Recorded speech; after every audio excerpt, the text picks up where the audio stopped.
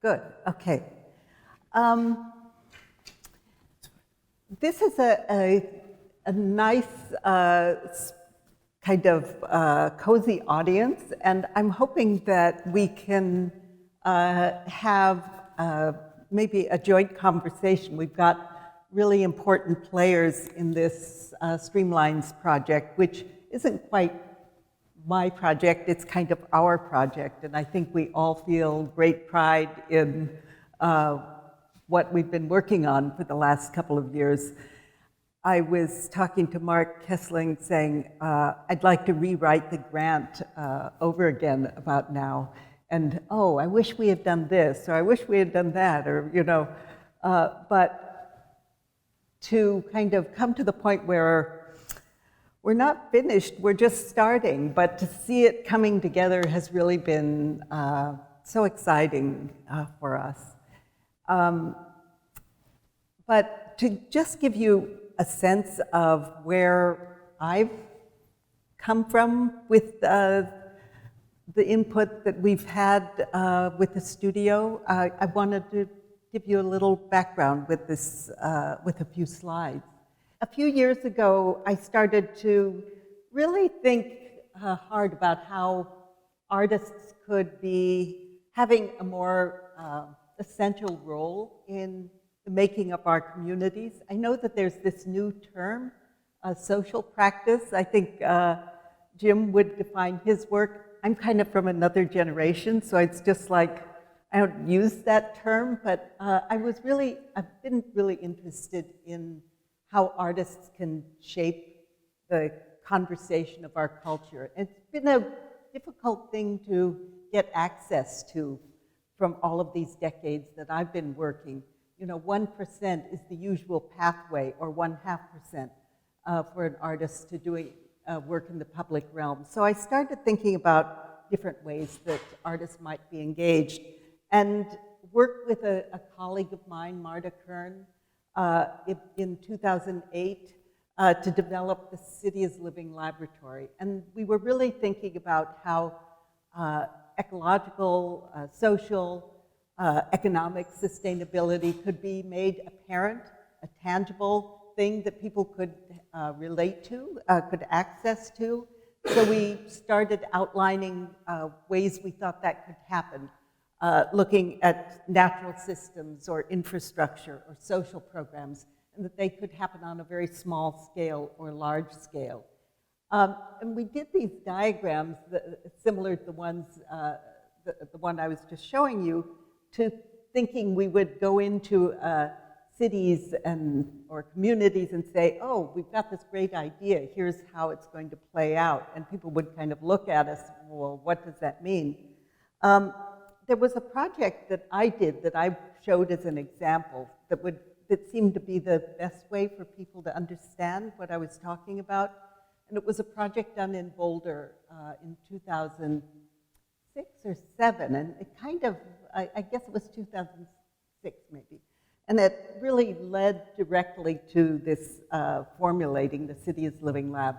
And in the center of Boulder, there's a stream that runs through the town, and I grew up part of my youth in Colorado, a different part of Colorado. I knew that flash floods were a big deal in the Rockies, and so as I started inquiring, I found out that Boulder is one of the highest hazard zones in the western U.S. as far as flooding, and in 2006 people were not taking that very seriously. And talking to the scientists at the USGS, they said, we are doing this research, nobody's paying attention to us. So they were really helpful with working with me to, I said I'd like to map this flood level in a way that people might be able to relate to it. So we put up 100 markers that were up for about a year in the center of Boulder that marked that flood level. And sometimes those markers were ankle high, and sometimes they were 30 feet in the air. So people could measure what a projected flood was in terms of their own bodies. It's over your head, but it wasn't just preaching to people and telling them they should be worried. Now, a couple of years ago, there was a very serious flood in Boulder. And I asked people in Boulder afterwards if they thought this project had had any effect. And they said, yes, that they did think that that was the case because they had very low loss of life compared to a flood that had happened in an adjacent community a few years before. I think there were a couple of people who died. But that when the warnings went out, people took them seriously. And believe me, I know since I live in Lower Manhattan, people did not take it seriously when Sandy was projected. They were told to leave their homes. And it just didn't seem like it was a real thing. So, you know, the thing we're trying to figure out is how can we do things that will viscerally engage people with issues that might happen in the future or that they haven't experienced and never expect to be able to have to experience. There were a couple of other projects that I worked on in this interim period. One was in Delhi, India, and there was this very beautiful remain of a Mughal garden in a park in North Delhi. And what had happened is that as they were preparing for the Commonwealth Games in Delhi, they decided they had to have clean air and clean up the city. And what they did is they went into communities and totally, like this community, closed all the factories, closed the 300-year-old vegetable market that had been in this neighborhood. And so, you know, when you start talking about what, you know, how you improve the environment, you really have to look at things at many different levels. So I said, let's look at this at the ground scale level, where many of the families were really devastated by all of a sudden having no employment. And so I wanted to do something that was kind of giving back to this community in a direct way. And there was, as I said, this was a garden, but when I came to this place, it was filled with trash and goats eating the trash. And so I said, okay, let's clear this out and plant a garden of Ayurvedic plants. Ayurvedic medicine is the medicinal system that's used a lot in India.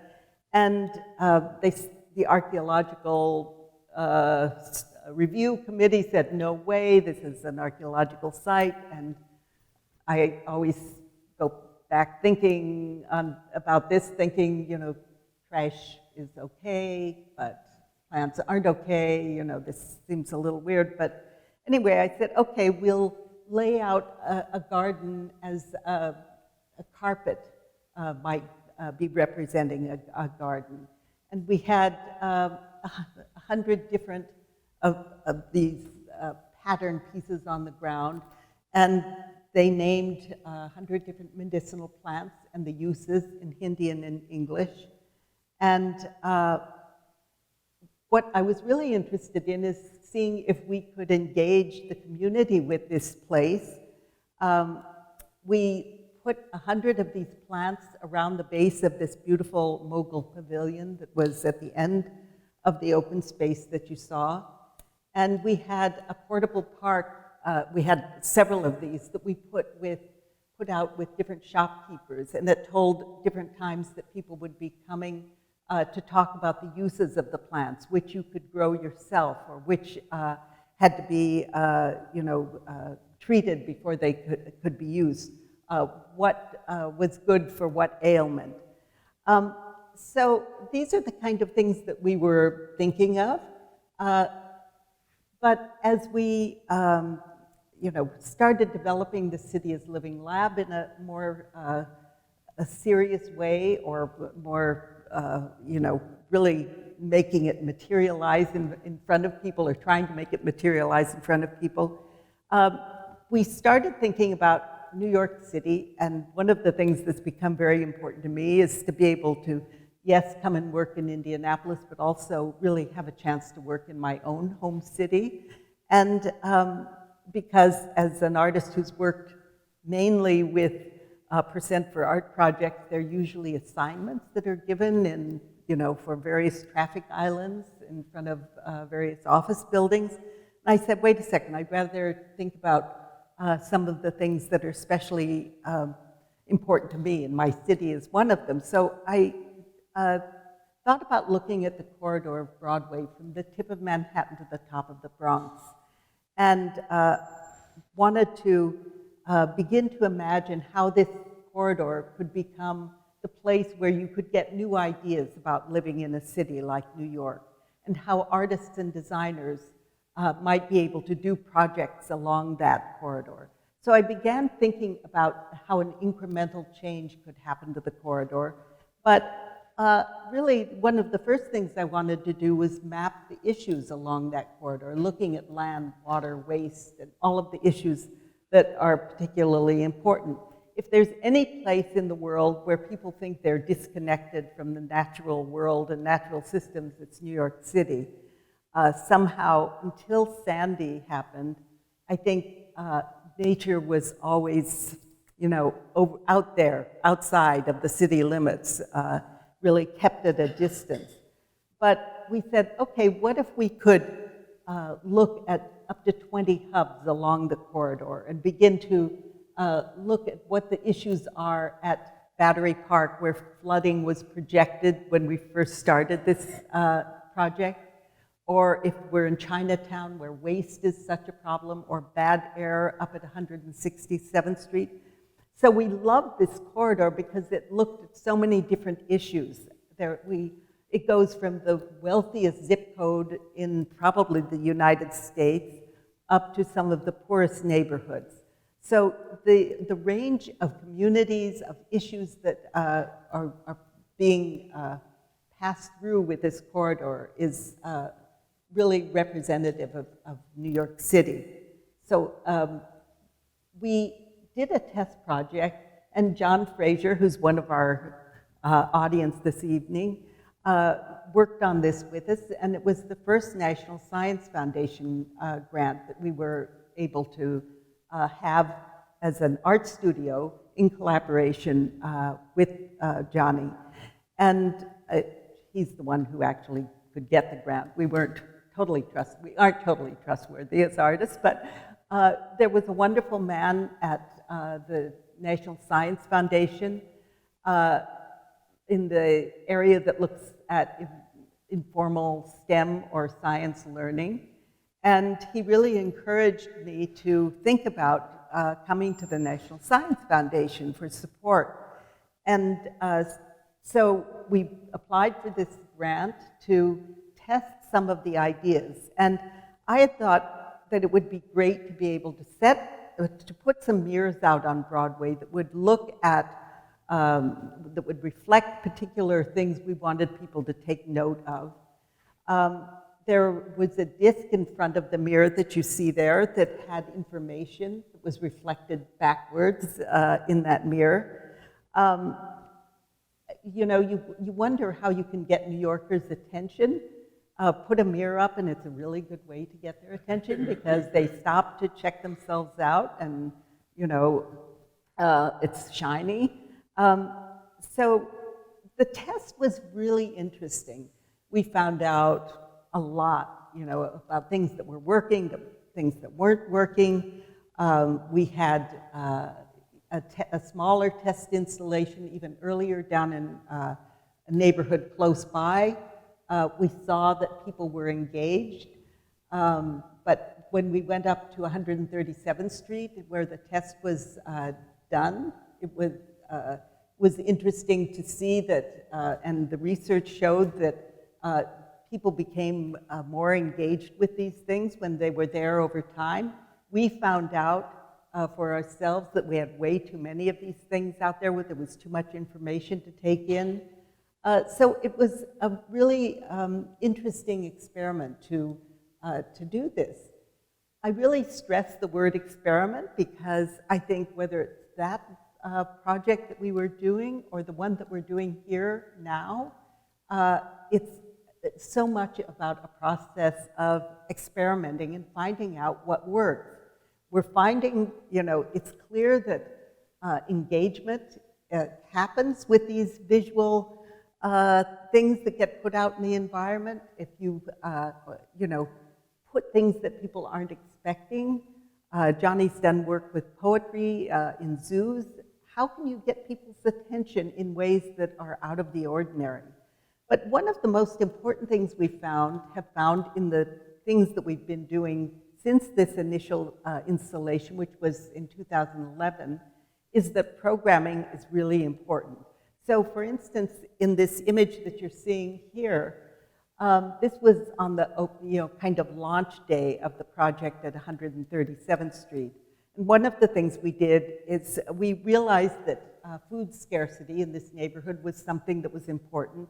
We had had students from the school that's right nearby going out and doing interviews in the neighborhood. So we decided to do a recipe exchange in the neighborhood. And we asked people to give us their recipes, and in exchange, we gave them our recipe for paella and some Broadway bling. People really liked this idea. They wanted to get the bling. We got about 100 recipes as a result of that. Our intention was always that we could publish a little recipe book and distribute it. I'm afraid that hasn't actually happened. But it was, I think, our first indication of how important it is not to just put something out there, but to find ways to engage people with what it is that you're putting out there. We've been working on this project now for several years. We haven't been lucky enough to get funding to implement this original vision that we had. But in the meantime, we've been leading walks or having walks led by artists and scientists who we introduce. And the hope is that there will be conversations that get started that can be developed into proposals. We have 3 proposals now that are currently being developed, 1 in Chinatown and 2 up in Harlem. And even if we can't implement those, if I could continue to help support the development of proposals for that corridor, just so people could see new ways for designers, for poets, for musicians, for artists to be able to continue working, I think that would really be important. We talk about these things as being temporary, as being permanent. My fantasy is that if I could, I would like to paint all the roofs white along Broadway so that it became apparent to anybody who was up in a tall building or flying over the city that this skunk stripe up the middle of the city was indicating that a new kind of city is emerging. This is the project that has been a starting point for me for thinking about Indianapolis and what might happen here in the StreamLines project. It was a project that was supported by the Indianapolis Museum of Art, National Endowment for the Arts grant, NOAA grant. I worked collaborating particularly with Tim Carter at Butler University. There were many other people, especially at the USGS here in Indy, who helped us.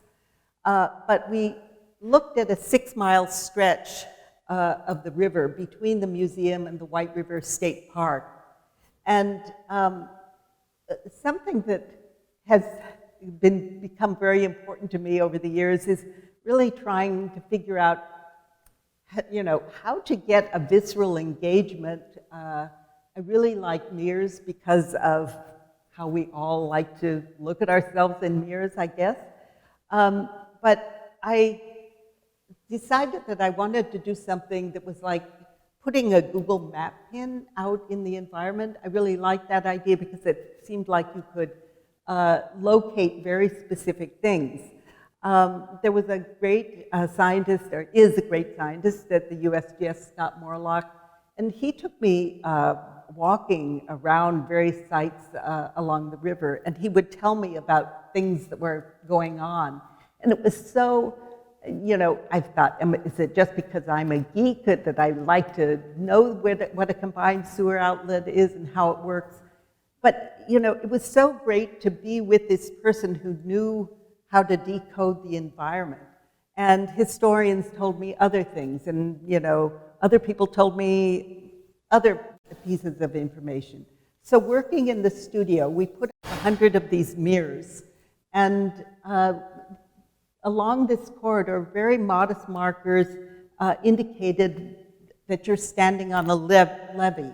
People didn't, even know where the levee was located. We talked about locating the 16th Street Dam, when it was built, telling people when it was built. So for each of these mirrors, there was a dial-up that you could call up and listen to somebody giving a brief description of the thing that they were looking at. So there were, these were located in, different places around the city. There was a very large map that was in the entry hall of the Indianapolis Museum of Art, and we developed an app, and I'm pausing here because I say we, Tim Carter and I guess maybe this is like one of the most important things about this project. When we talk about scientists and artists working together, I think in the past, it's often been described as artists being illustrators for scientists and what they're doing. And I think what Tim and I found as we were working together is that we were making each other think about things in a way that neither of us would have on our own.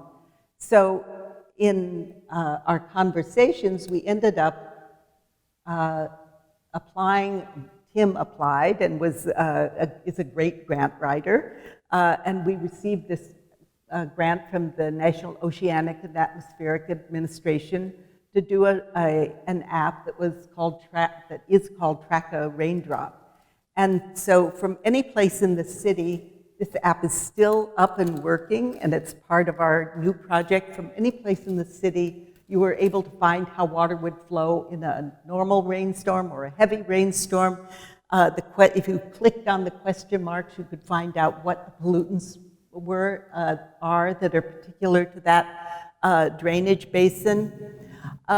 So it was something that I don't think, I wouldn't have done this on my own, and I'm not sure that Tim would have done it on his own. But I think that one of the things that was most important about this project was, I said from the beginning, this isn't like spectacle. This is a very modest project, but we are hoping that it will be catalytic for other things that could happen in the city that would make people think more about the White River. And I had really become curious about the river, that it was so invisible in the city as compared to other cities that have rivers going through the center of it. And that was the start of this thinking about wanting to do something along the river. But after this project was done, and it was up for a year and a half or two, a number of things started coming together.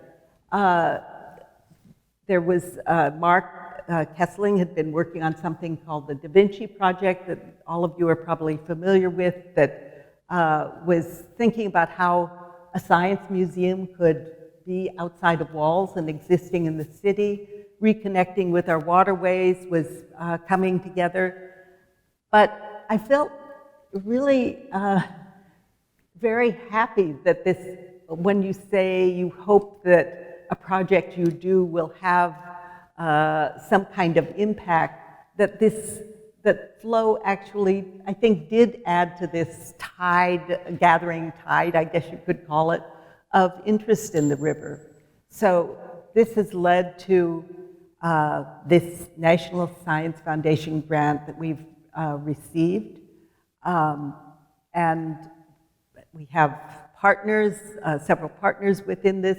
Butler University is the recipient of the grant. And just to give you a quick overview of what we've ended up doing here.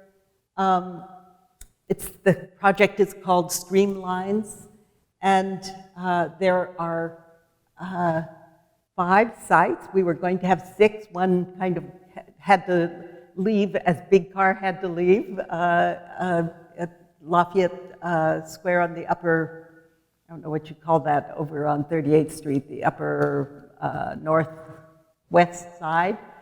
But we have these multiple sites that we've ended up constructing a series of elements on that we hope will engage people with very specific issues at each site. We're looking at habitat at one location, the water is a resource, water and infrastructure. So each of the 5 locations has a particular topic that's being investigated.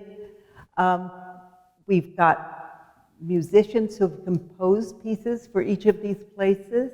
There are poets who have selected poetry that they think is appropriate for each of the sites, and then we've commissioned them to write pieces for the sites. We're continuing with the mirror vocabulary that we have found to be working for us. We wanted to repurpose the mirrors that had been part of Flow, so that has come into the picture.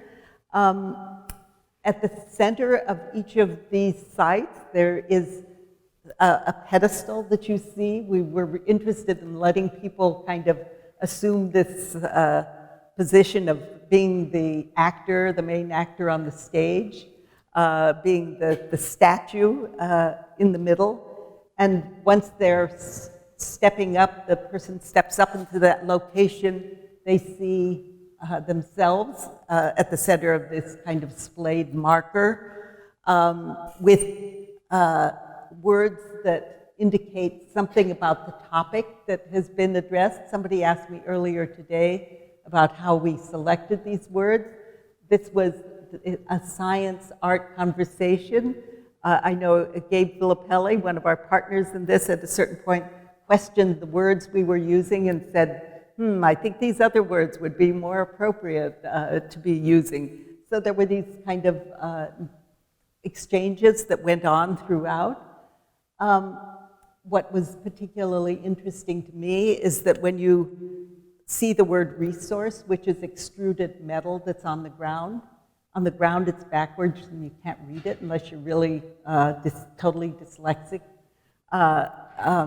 And you'll recognize this kind of approach from that early work that was done on Broadway. That kind of backward quality extends out into the site as you move out into the site. I think of, that red marker is kind of like a starburst, but it's also, to me, kind of like, I kept thinking of it like a hand reaching out. I wanted people, the thing that was most compelling to me was to try and get people to really look at these sites, to go out and examine them, to look at particular aspects of the sites that we were trying to call out. On the mirrors, there's an introduction of a topic at the top, a completion of that sentence in a way at the bottom, and then there are, pedestals that have this backward language on them, but if you look into the mirror, you're able to read them. So I think the whole place is a bit like a puzzle where you're trying to, figure out different aspects of what you're seeing. A few more images, just so you know, if you see bright red lines someplace around the city, stop and take a look at these things. I think one of the things that is most important in those texts that you see on the pedestals, there are prompts that ask you to look at things on the site, that ask you to look up a poem on our web-based app that we have for the project. But one of the things that's most important are these brief pieces of poetry that appear on the site, as a way to really engage you in a more reflective way. I'm sorry to use that term since we've got so many mirrors, but we're really happy with the way that kind of engagement happens. So I think in this puzzle that we talk about, there are multiple means of engagement, some of which are going to be very invisible and not even apparent to many of us, but others will find out because it's a bit of something, that you can search out. There are things you can search out on the site. But we have worked closely with the poets and with Poets House in getting these projects out or these pieces out on the sites. There's also a brief description of the kind of direct content that the science partners have helped us come up with. And on the reverse side of this is a map that shows you where these different sites are located and what the connection is from your immediate site to the other sites in the group. And what we're really most interested in is watching people and seeing what happens, and talking to people and seeing what happens. So